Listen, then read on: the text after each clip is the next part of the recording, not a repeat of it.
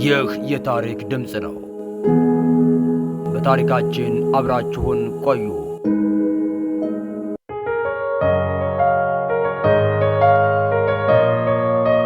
አልበርት አንስታይን እንደ አውሮፓውያን አቆጣጠር በ1879 ዓ.ም የአይሁድ እምነት ተከታይ ከሆኑ ቤተሰቦቹ ጀርመን ውስጥ ተወለደ። አልበርት አንስታይን በ1895 ዓመተ ምህረት ነበር የሁለተኛ ደረጃ ትምህርቱን ሳያጠናቅቅ በኤሌክትሪክ ኢንጂነሪንግ ዲፓርትመንት ገብቶ በዲግሪ ለመመረቅ በስዊስ ዙሪክ ከተማ የምዝገባ ማመልከቻውን ያስገባው። የአንስታይን ብቸኛ ማስረጃው በጀርመን ሙኒክ ከተማ የተማረበት የሁለተኛ ደረጃ ትምህርት ቤት ውጤቱ ብቻ ነበር። አባቱ በሙኒክ ከተማ የከፈተው ንግድ ለኪሳራ መዳረጉና ወደ ጣሊያን ሀገር በመሰደዱ የተነሳ ጀርመን ሀገር ውስጥ ብቻውን የቀረው አንስታይን እንደ ድሮው ለትምህርቱ ትኩረት መስጠት አልሆነለትም። በዚህ ወቅት ነበር አንስታይን ትምህርቱን አቋርጦ በሚላን ከሚገኙ ቤተሰቦቹ ጋር እየተቀላቀለው። ከጣሊያን ወደ ስዊስ በመሄድ በኮሌጅ ደረጃ ገብቶ ለመመረቅ ያመለከተበት የስዊስ ዙሪክ ፖሊቴክኒክ ኮሌጅ ምንም እንኳን አንስታይን ትምህርቱን ያላጠናቀቀ ቢሆንም የመግቢያ ፈተናውን ካለፈ ሊማር እንደሚችል ተፈቀደለት። አንስታይንም በታላቅ ወኔ በማትሪክ ውጤታቸው ከፍተኛ ነጥብ ካመጡና ቀድሞ ከሚበልጡ ተማሪዎች ጋር ወደ ፈተና አዳራሽ ገባ። ፈተናውን አይነት ዓለም አቀፍ ይዘት ያላቸው እንደ ፈረንሳይኛ፣ ሂሳብ፣ ፊዚክስ፣ ታሪክ፣ ጂኦግራፊ፣ ሙዚቃ ይገኙበታል። የመግቢያ ፈተናዎችም ለኢንጂነሪንግ ትምህርት የሚማሩ ተማሪዎች ብቃት በሚገባ አጠርጥረው ሊፈተኑ የሚችሉ ጥያቄዎችን ያካተተ ነበር። ይህን ከባድ ፈተና ነበር አንስታይን የተጋፈጠው። አንድ ሳምንት የፈጀው ይህ መግቢያ ፈተናም በሶስተኛው ሳምንት ነበር ውጤቱ የተገለጸው።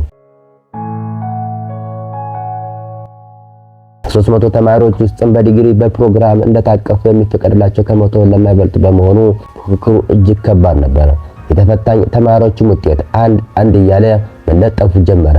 ከማትስና ከፊዚክስ ሰቃይ የነበረው አንስታይን ነበር የሁለተኛ ደረጃ ትምህርቱን የሚያቋርጠው። የማትሪክ ፈተና ያልወሰደው አንስታይን በማትሪክ ውጤታቸው አንቱታን ያተረፉ የስዊዘርላንድ ተማሪዎችን ከእግሩ ስር አሳለፋቸው። ይሁን እንጂ ይህን የመሰለ የሰቀለ ውጤት በሌሎች የትምህርት አይነቶች ላይ ሊደግም አልቻለም ነበር። አልበርት አንስታይን ተወልዶ ያደገው በጀርመን ፈረንሳይኛ ቋንቋ መሆኑን ከማወቅ የዘለለ ዕውቀት አልነበረውም። በሰዎች ትልቅ ግምት የሚሰጣቸው አለባበስና የፀጉር አበጣጠሩ በእርሱ ዘንድ ተራ ነገሮች ናቸው። ፀጉሩን ቢሆን ሁሌም ጨፍራራ ነበር። ብሎም የምርምር ስራዎችን ወደ እንግሊዝኛ የሚለውጡለት ጓደኞቹ ነበሩ። ይህ በእንዲህ እንዳለ ለታሪክ ትምህርትና ለጂኦግራፊ ትምህርት ንቁ ስላልነበረ ወደ ኮሌጅ ለመግባት ያደረገው ጥረት ሳይሳካም ቀረ። በፈተናው መውደቁን የሰሙት አባቱ ሄርማን እና እናቱ ፓውሊን አንስታይን በቶሎ ወደ ሚላን እንዲመጣ አደረጉት። በአንድ በኩል ልጃቸው ትምህርቱን እንዲያጠናቅቅ ቢመክሩትም አሻፈረኝ ብሏቸው ነበር። በዚህ ሁኔታ መቆየቱ አሳስቧቸዋል። በሌላ በኩል ደግሞ ከዙሪክ ፖሊቴክኒክ ኮሌጅ መሰናበቱ አሳዝኗቸዋል። በመጨረሻም አንስታይን ጉዞውን ከስዊዘርላንድ ወደ ጣሊያን ሚላን አደረገ። ከወላጆቹም ጋር ተገናኘ። ወላጆቹ ሁለተኛ ደረጃ ትምህርቱን በሚላን እንዲያጠናቅቅ ቢመክሩትም እሱ ግን አሻፈረኝ አለ። አሁን ምኞት ያለው በታላቋ ስዊዘርላንድ ኮሌጅ ዙሪክ ፖሊቴክኒክ ላይ እንደሆነ በጠንካራ አንደበቱ ገለጸላቸው። አንስታይንንም ወላጆቹ እንደገና ወደ ስዊዘርላንድ ላኩት። አንስታይን አሁን አንድ ነገር ማድረግ እንዳለበት አላጣውም። በዚህ ኮሌጅ ገብቶ ለመማር የመግቢያ ፈተናውን ማለፍ ይጠበቅበታል። ፈተናውን በሚገባ ለማለፍ ደግሞ የሁለተኛ ደረጃ ትምህርቱን ማጠናቀቅ እንዳለበት ተገንዝቧል። ሆኖም ከዙሪክ ከተማ ብዙም ወደማትርቀው አይራው ከተማ አበራ። በአይራው ከተማ ውስጥ በምትገኘው የካቶሊክ ትምህርት ቤት ተመዝግቦ ያቋረጠው ሁለተኛ ደረጃ ትምህርት ቤት ቀጠለ። በዚህ ትምህርት ቤት ታሪክ ታይቶም ተሰምቶም በማይታወቅ ስኬት ከፍተኛ ውጤት በማምጣት ትምህርቱን አጠናቀቀ። በ1986 አንስታይን በዙሪክ ፖሊቴክኒክ ኮሌጅ ገብቶ ለመማር የሚያስችለውን ፈተና እንደገና ወሰደ። ከትላንት እንማራለን፣ ዛሬ እንኖራለን፣ ስለነገም ተስፋ እናደርጋለን የሚለው የአንስታይን በመጨረሻ ልሞን ሆን አድርጎ በኮሌጅ ለመታቀፍ በቃ። የኮሌጅ ቆይታው በጣም አስገራሚ የነበረ ሲሆን ብዙ ጊዜውንም ክፍል ገብቶ ከመማር ይልቅ በቤተ ሙከራዎች ክፍሎች ውስጥ በማሳለፍ ይመርጥ ነበር።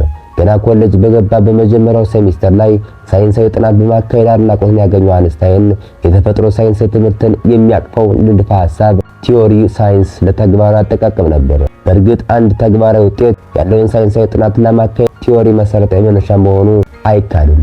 አንስታይን ግን 10% ጊዜውን ለጥናት 90% ደግሞ ለተግባራዊ ምርምር ነበር የሚያውለው። የ16 ዓመት ልጅ ግሩም የሳይንስ ምርምር አደረገ ሲባል ቢደመጥ ማን ያምናል? ነገሩ ግን እውነት ነው። አንስታይን በ16 ዓመቱ ነበር ፒተር በማግኔት መግነጢሳዊ ኃይል ውስጥ ሲያልፍ የሚኖረውን ባህሪ ያጠናው። በዚያው ኮሌጅ ውስጥም የተለያዩ ሽልማቶች የተቸረው አንስታይን ነበር። በ1890 የኮሌጁ ወርቅ ሜዳሊያ ተሸላሚ በመሆን የኤሌክትሪክ ምህንድስናውን ዲግሪውን ጫነ።